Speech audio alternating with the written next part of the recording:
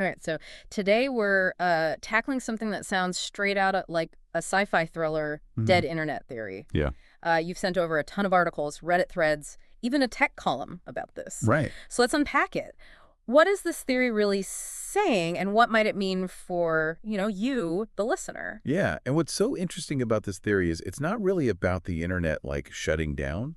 Okay. It's more about this like fundamental shift in who or what Yeah. is actually creating all the stuff we see online. Okay, so less like internet outage, more like internet takeover. Yeah, exactly. I gotta admit, some of the stuff I read in these sources, like that one Reddit post where someone said their experience with this AI mental health app Right. was like Duolingo meets 1984. Wow. Yeah. It definitely made me think twice. It's a great example of how much AI is already out there. Mm. People don't realize it, but they're interacting with these really advanced AIs every day. Yeah, and it's not just like chatbots, Yeah. It's like sophisticated algorithms that almost sound human, and it makes you wonder, like, are we headed towards this web that's dominated by AI, where real human connection is like this rare thing? Right. And you sent that Guardian article that uses that phrase AI slime. Yes. And that's what it is. It's like this takeover. It's a creepy visual, I'll say that. Oh, it's very evocative, and it Yeah. really gets at the anxiety a lot of people are feeling about all this AI-generated content. So, okay, before we go full on like internet apocalypse, Right. let's actually break down what the theory says. Okay. And you sent over the Wikipedia article as a good starting point. Yeah. The Wikipedia article is great because it lays out those two main parts of the theory. Right. So the first part is that all that like organic human activity online, Yeah. it's being replaced by bots and algorithms. Right, like steadily being taken over. And the second part is that this isn't by accident. It's intentional. Intentional. Like there's someone or something behind it. Yeah, like some kind of puppet master. So the theory says that powerful groups, governments, corporations, you name it, they're flooding the internet with this fake content. Right. On purpose. To control us. To control us. To control what we see, how we think. It's like they want to write the narrative themselves. It sounds crazy, right? It doesn't like a conspiracy theory. But then you remember stuff like that I hate texting thing on Twitter a while back. Oh yeah, what was that all about?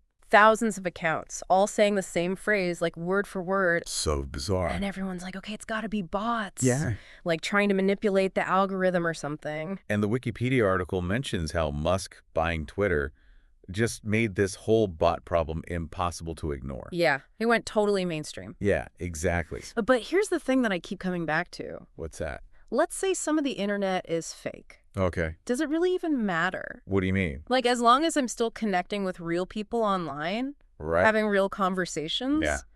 does it change anything? Well, that gets to heart of it, doesn't it? Yeah. Like, what does online community even mean anymore if you can't trust that you're actually talking to a person? Right. And if everyone's just consuming this AI-generated noise, how do we even know what's real anymore? It really makes you question the whole idea of shared reality online. It's kind of a scary thought. It is. Like, it's not just about annoying bots anymore. No. It's about, like, the very essence of what it means to connect with someone online. Absolutely. And as AI gets more sophisticated, It will. It will. it's going to get harder and harder to tell what's real and what's not. Exactly. And, one example that comes to mind is those shrimp Jesus pictures on Facebook a while back. Shrimp Jesus. Yeah. Okay, now you're speaking my language. I know, right? That sounds like something you find in the depths of the internet. Well, it went totally viral, and it's a perfect example of how AI is being used to create content that's specifically designed to go viral. Even if it's totally bizarre. What? Especially if it's totally bizarre. These images were so strange, sometimes even creepy, but people couldn't stop sharing them. So it's like someone's out there using AI to see what weird stuff will capture our attention. Exactly. It's like a giant experiment in online psychology. That is both fascinating and terrifying. Isn't it? And the thing is, when these AI-driven accounts get huge followings, And some of them are huge. massive, and it's like, are those followers real? Are they bots? It's impossible to tell. And what does that mean for, like, manipulation, spreading misinformation? Right, because a large following equals credibility, even if that following is built on a foundation of nothing. Wow. Okay, so we're officially in the twilight zone now. Pretty much. Because if thousands or even millions of people seem to be following or engaging with something, it's easy to get swept up in that. Exactly. It's like social proof on steroids. Right. Even if the source of that influence is completely artificial. So it's not just about, like, whether a product review is actually from a real customer. Right. It could be bots influencing, like, elections, Absolutely. political movements, Anything. social trends. It's about the potential for mass manipulation on a scale we've never seen before. Okay, so we're not just talking about some random Twitter bot trying to pump up a stock. Got it. This is like next level stuff. This is about the very fabric of our online reality unraveling. So the dead internet theory, it's not just some fringe idea anymore. It's a potential future. And maybe one that's already happened. Right under our noses. Okay, so that's pretty terrifying, but what do we do about it? Well, first of all, we need to talk about it. Okay. Bringing this issue into the light is the first step. But what about actual solutions?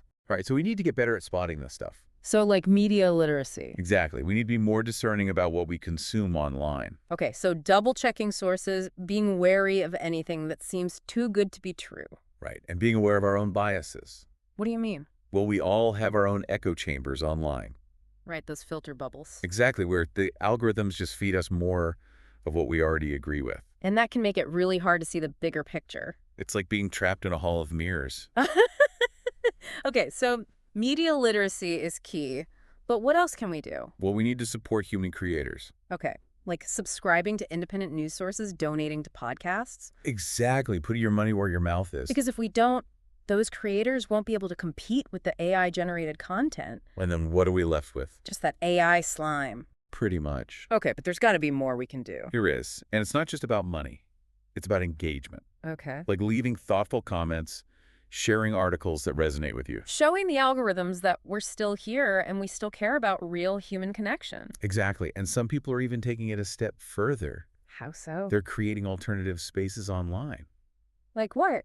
You've heard of Mastodon, right? Yeah, it's like a decentralized Twitter. Exactly. It's part of this growing movement towards what some people are calling the small web. The small web. I like that. It's all about creating online communities that are intentionally different from the big social media platforms. So more focused on like privacy and user control. Exactly. Yeah. And because these platforms are decentralized, there's no single entity that can control the algorithm or censor content. So it's like a return to the early days of the internet. In a way, Oh, yes. that's kind of cool, actually. It is, and it gives me hope that even as the internet gets weirder and more AI-driven, And it will. there will always be these pockets of authenticity and human connection. We just have to know where to look for them. Exactly. All right, so we've talked a lot about like the theory behind this whole dead internet thing. Yeah. But let's get real for a second. Okay. Like, how is this actually playing out in the real world? Right. Well, one area where we're seeing this play out in a really big way is the financial markets. Okay, you're talking like Wall Street stuff. Exactly. Because Yeah. there's this growing concern that bots and algorithms are being used to manipulate stock prices. Wait, so like those bots we talked about earlier? Yeah, like that one that was tweeting stock prices. Those things could actually be messing with like the stock market. It's definitely happening. Yeah. And it all comes down to volume. Okay. Like, imagine a ton of bots all buying up shares of a stock at the same time. Creating this artificial demand. Exactly. And that drives up the price. So other investors see the price going up and they're like, oh, this must be a hot stock. Right. They think it's based on, like, real positive news. What it's not. Not really. It's all just smoke and mirrors created by the bots. So it's like a self-fulfilling prophecy. Pretty much. Yeah. And the scary thing is it can create this ripple effect throughout the entire market. Oh, man, that's unnerving. It is. And it's something that regulators are really struggling to get a handle on. Because how do you even regulate something that's happening, like, in the digital ether? Exactly. It's like trying to catch a ghost. Okay, so AI is messing with our money.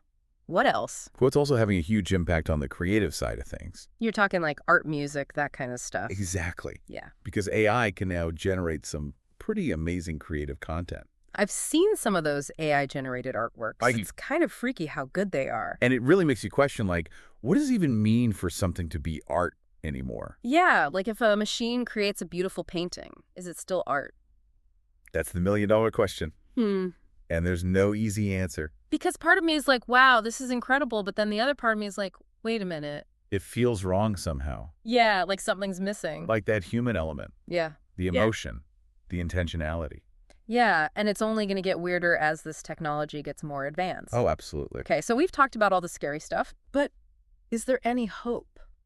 There is. I mean, ultimately, the internet is a reflection of us. Okay. It's a tool. And like any tool, it can be used for good or bad. So what can we do to make sure it's used for good? Well, for starters, we need more transparency from these tech companies. Yeah, like how do these algorithms actually work? Exactly. Mhm. We need to know what's going on behind the curtain. And we need some rules, Regulations, absolutely. especially when it comes to stuff like market manipulation and spreading fake news. We need to hold these companies accountable for how they're using this technology. Because right now it kind of feels like the inmates are running the asylum. Yeah, it's a free-for-all out there. So transparency regulation, that's a good start, but what else? We need to teach people how to navigate this new digital landscape. Digital literacy. Exactly. Especially for younger generations who've never known a world without the internet. It's like giving them a BS detector for the digital age. Exactly. Yeah. We need to equip them with the tools to be critical thinkers, to question what they see online. Because knowledge is power. Absolutely. Mhm. The more we understand about how these technologies work, the better equipped we'll be to use them safely and responsibly. Well said. So to sum it up, the internet's a mess. It's complicated. But it's not hopeless. Definitely not. There's still time to course correct. And it starts with us. Exactly. We, the users, we have the power to shape the future of the internet. It's our responsibility. So let's get to work. And on that note, that's it for today's deep dive into the dead internet theory, It's been an interesting conversation, to say the least. to say the least. For you, our listeners, we hope this has given you some things to think about, some questions to ask. And some hope for the future. Because even though the internet can feel like a scary place sometimes, Well, it can. remember, you're not alone in this. We're all in this together. Keep exploring, keep questioning, and most importantly, keep connecting with each other. I like that. Keep That's connecting. in real life and online.